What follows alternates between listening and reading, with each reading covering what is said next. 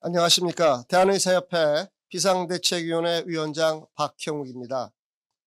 정부의 의료농단 저지 및 의료 정상화를 위한 대한의사협회 비상대책위원회 출범을 알립니다.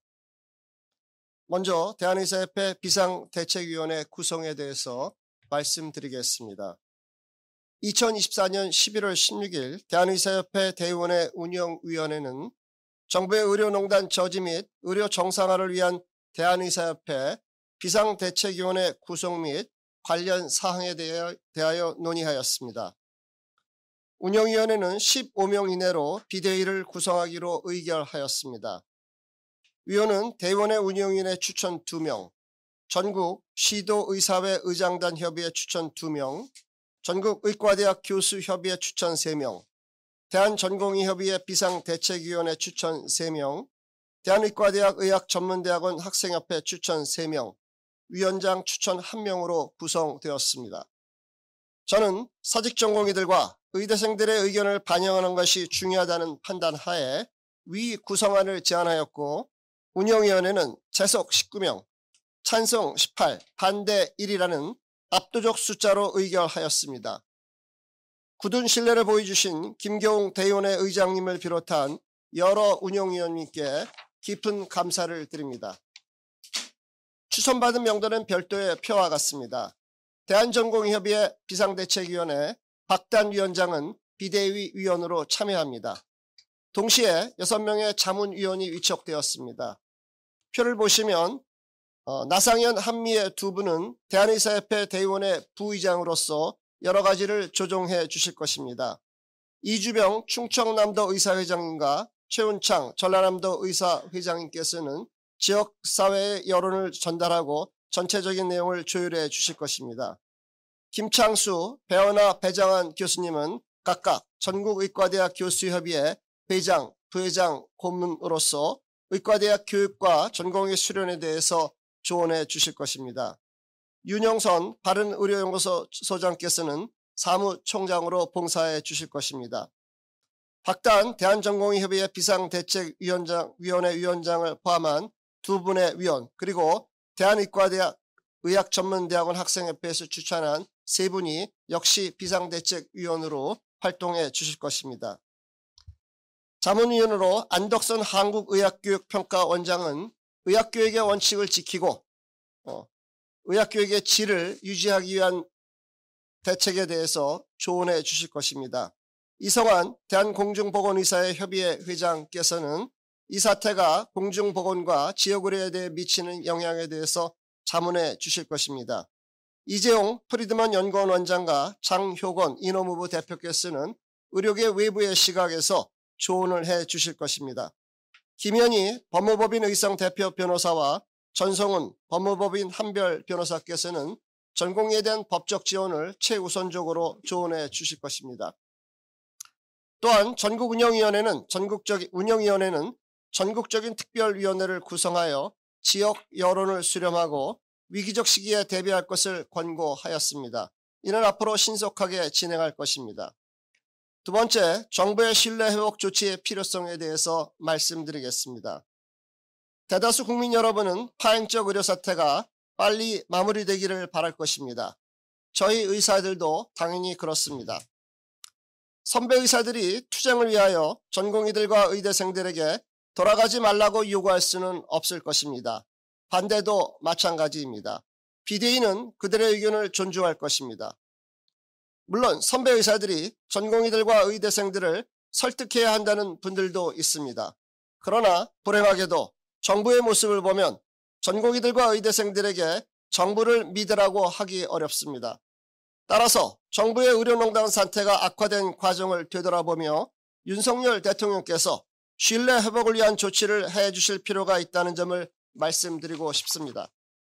첫째, 의대 정원 증원 규모에 대해 협의도 하지 않고 대한의사협회와 19차례나 협의했다고 사실과 다른 보고를 한 관계자를 찾아 합당한 책임을 물어주십시오. 저는 대한의사협회와 보건복지부 양자협의체인 의료현안협의체에 참여하였습니다.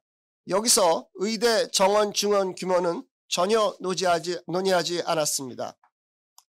의대 정원 증원 집행정지 소송의 결정문에서도 2,000명이라는 숫자는 2024년 2월 6일 조기용 장관이 증원 발표 직전 열린 보건의료 정책심의위원회에서 처음 밝혔다고 되어 있습니다.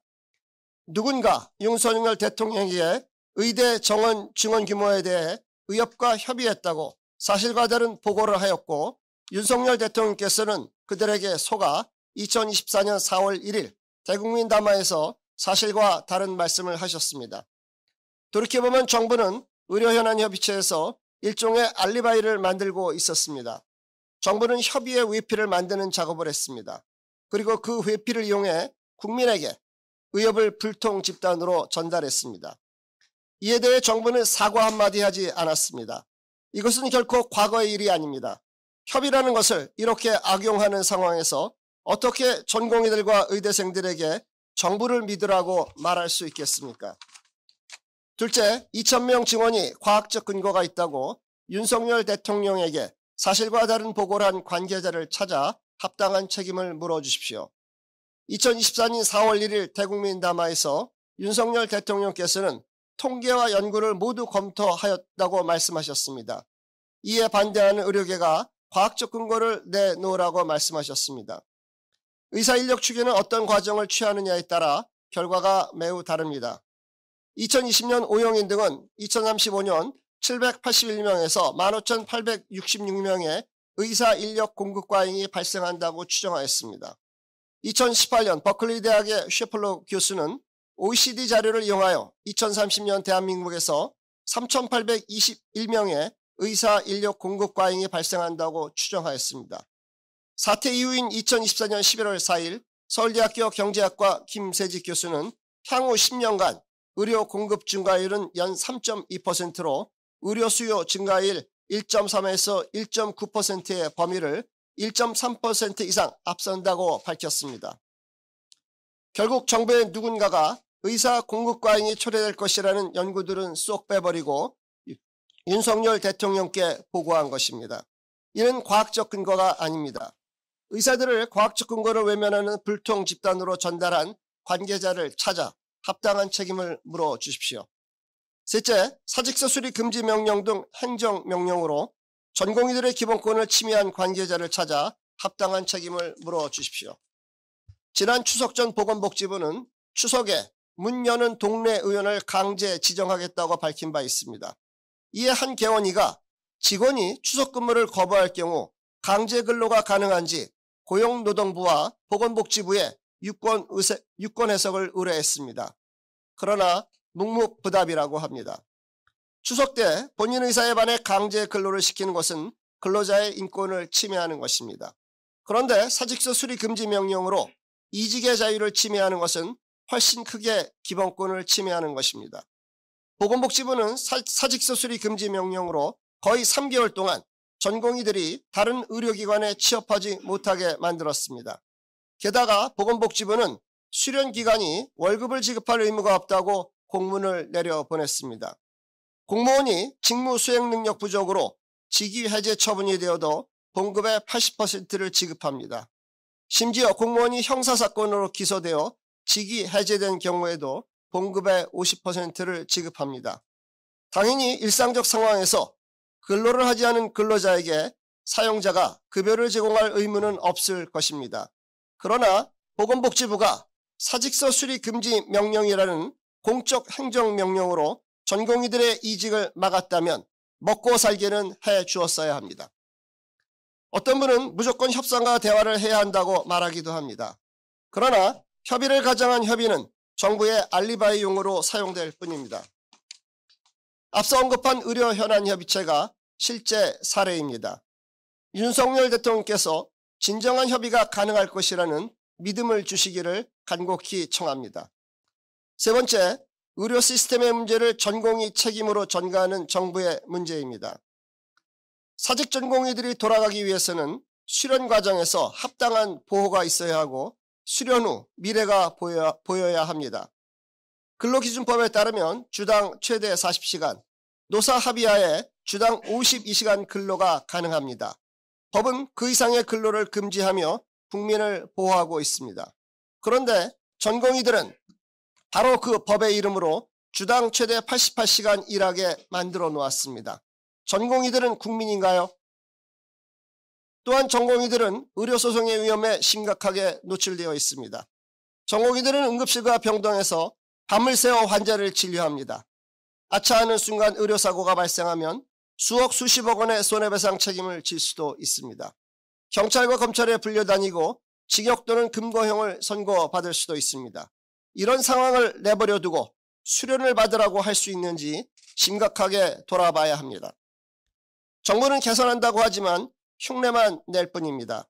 2024년 11월 14일 의료개혁특별위원회는 가칭 의료사고심의위원회를 구성해 중과실 위주 기소를 하겠다고 발표하였습니다.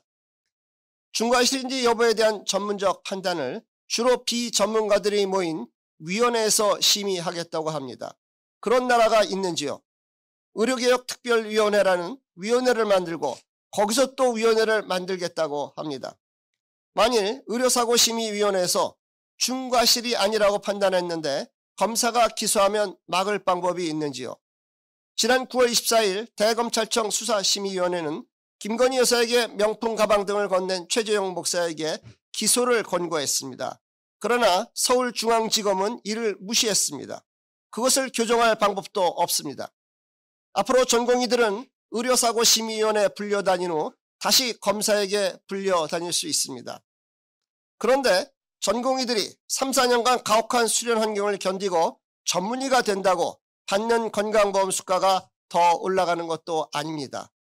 전공의 수련을 받든 받지 않든 건강보험 수가는 동일합니다. 마치 보건복지부 사무관이 과장, 국실장으로 승진해도 똑같은 월급을 받게 만들어 놓은 거 비슷합니다. 만일 공무원들에게 이런 불공정한 제도를 강요한다면 아마도 모두 그만둘 것입니다. 그런데 2024년 9월 3일 한덕수 국무총리께서는 의료 공백 사태와 관련하여 환자를 떠난 전공의들이 제일 먼저 잘못했다고 비난하였습니다. 전공의들이 사직한 것은 벌써 6개월 전입니다. 만일 어떤 대기업에 경영위기가 왔는데 경영진이 그 책임을 6개월 전 사직한 비정규직 인턴 사원들에게 돌린다면 그것은 매우 이상한 것입니다. 현의료의 위의 근원은 의료 시스템의 문제입니다. 비정규직 근로자인 전공의들에게 주당 최대 88시간을 일하게 만들어 대학병원을 운영케 한 의료 시스템의 문제입니다. 그런데 한덕수 총리께서 이런 의료 시스템의 문제를 외면하고 가혹하게 이루어온 전공의들에게 책임을 돌리며 비난한 것입니다. 정부의 이런 태도를 보면서 선배 의사들은 전공의들에게 정부를 믿으라고 말하기 어렵습니다. 총리께서 저렇게 전공의들을 비난하는 상황에서 전공의 수련 환경이 얼마나 개선될 수 있을지 지극히 의문입니다. 네 번째, 정부 실패를 시장 실패라며 의사의 이기심에 책임을 돌리는 보건복지부 정책의 문제입니다. 2024년 2월 보건복지부는 소위 필수의료 정책 패키지라는 이름으로 제대로 논의되지도 않은 설익은 정책들을 내놓았습니다. 보건복지부는 제2차 건강보험 종합계획에서 중증 응급 등 공급 부족이 시장 실패라고 진단하고 있습니다. 필수의료 정책 패키지에도 동일한 표현이 나옵니다. 시장 실패는 자유방임 상태의 시장이 자원을 효율적으로 배분하지 못하는 현상을 말합니다.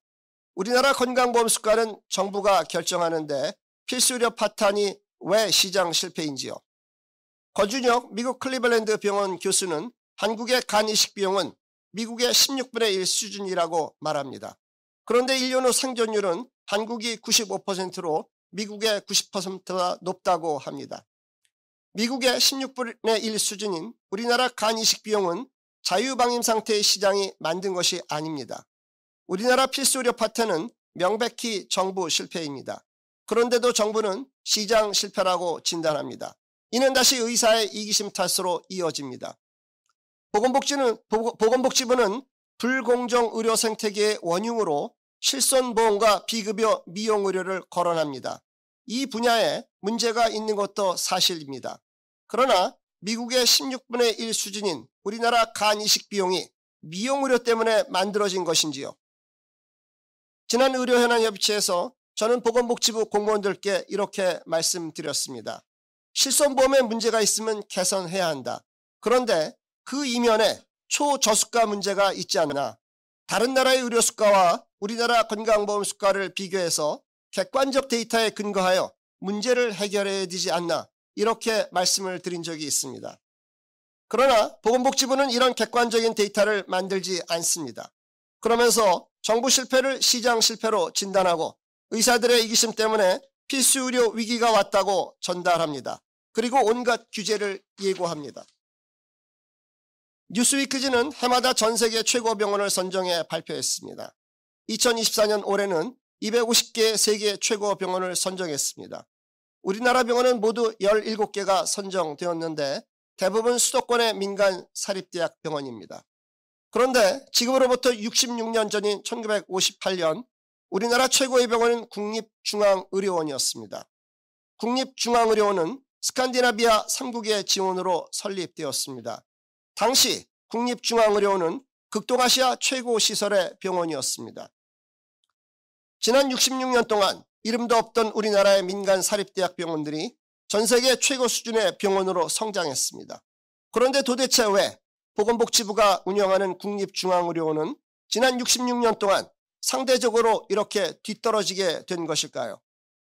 누가 과연 개혁의 대상인가요? 66년 전 아시아 최고 시설의 병원을 이렇게 만든 보건복지부인가요? 아니면 이름도 없던 병원들을 전 세계 최고 수준의 병원으로 발전시킨 의사들인가요? 보건복지부가 자신들의 책임은 외면하고 잘못된 진단과 잘못된 필수의료 정책 패키지를 내놓자 전공의들은 미래에 대한 희망을 접은 것입니다. 묵묵히 가혹한 수련 환경을 견디던 전공의들이 정신이 번쩍 든 것입니다. 다섯 번째, 윤석열 대통령께 드리는 요청과 비대위의 방향입니다. 돌이켜보면 이런 상식이 무시되었습니다. 정부는 의료계에 의대 정원을 몇 명 증원해야 돼. 근거는 이런 것들이야 라고 정직하게 말하면 되는 것입니다. 그러면 의료계는 의대 정원을 증원하지 않아도 돼. 근거는 이런 것들이야 라고 답했을 것입니다. 양자 사이에 합의를 이루지 못하면 제3의 전문가들의 객관적 판단을 구해보자. 이렇게 해결책을 모색해가면 되는 일이었습니다. 그런데 불행하게도 정부는 이런 상식적인 대화를 전혀 하지 않았습니다. 결자 해지입니다. 정부는 의료부문에 갖가지 시한폭탄을 장착해 놓았습니다. 정말 대화를 원한다면 먼저 시한폭탄을 멈추기 바랍니다. 그러나 정부는 이 시기만 버티면 된다고 생각하고 있습니다. 그러나 급격한 의대 증원은 10년 후유증을 낳을 것입니다. 앞으로 그 책임을 누가 지는지요? 아무도 책임지지 않을 것입니다. 대한의사협회 비대위를 출범하면서 다시 한번 윤석열 대통령께 간곡히 요청드립니다. 윤석열 대통령께서 정부를 신뢰할 수 있는 조치를 해주시고 시한폭탄을 멈추게 해주신다면 현 사태가 풀리는 단초가 될 것입니다. 정부의 특별한 변화가 없다면 대한의사협회 비상대책위원회는 정부의 의료농단에 대해 지속적으로 저항하고 투쟁하는 길로 나갈 수밖에 없습니다. 그것은 우리 사회 모두에게 불행한 일입니다. 그렇게 되지 않기를 간절히 소망합니다. 감사합니다.